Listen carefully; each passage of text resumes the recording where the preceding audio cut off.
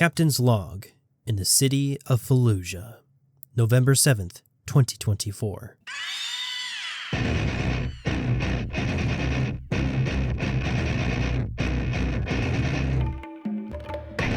Copy that. We got some hard chargers coming your way.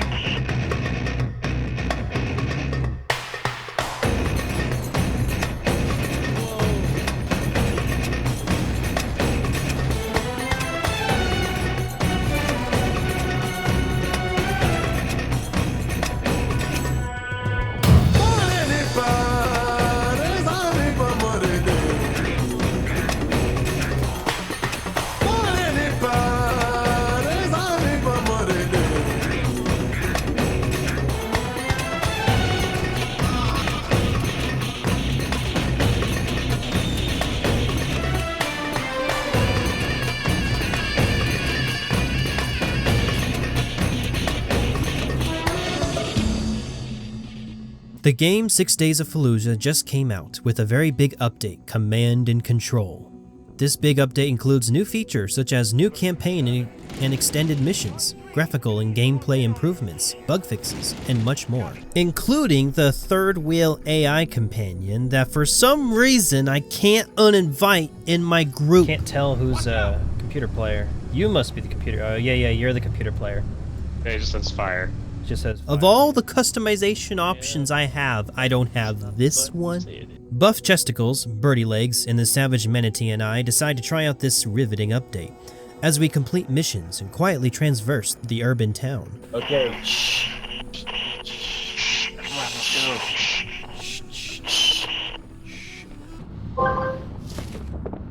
The washer has finished running. The wash? Where's there a 21st century washer here? We notice the amazing graphical improvements and most importantly, ray tracing. Which even for Buff Chesticles with his 4090 was getting around probably 60 frames per second with everything on Ultra at 4K. I pack on a 3060 with the graphics on high at 2K resolution, which got me average about 40 to 50 frames per second, you know, somewhere around there. Which is good enough for me. However, I didn't have the DLSS turned on, whereas my buddy did, which would have boosted my frames a little bit more. The nighttime missions with our flashlights was really fun, and it looked great with the new lighting system and ray tracing.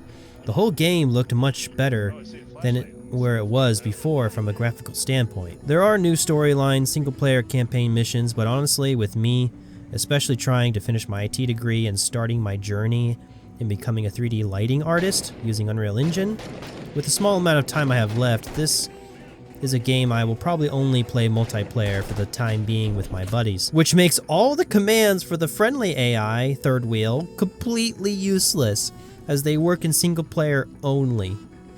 So he just kind of follows you around and, you know, I mean, that's cool and all. He gives me an extra life whenever I die and I possess his very body. For those that have played a lot of this game, will probably notice some slight gameplay mechanic changes.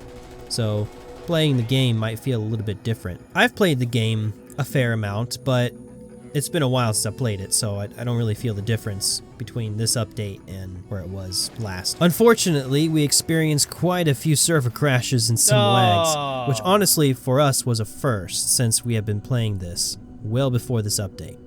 For me, I don't ding the game for this since it's to be expected whenever a game either first releases or has a big update that brings in a lot of people back to playing it, which is my guesses of why it had stability issues.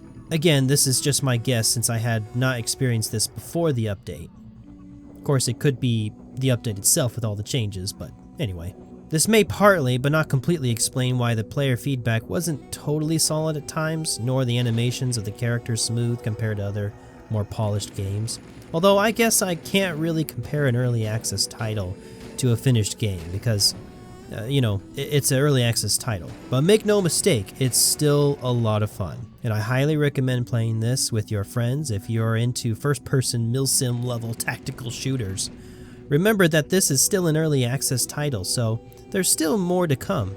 I say it's worth the price to play with your friends, and especially if it goes on sale again. Captain Lewis, signing out.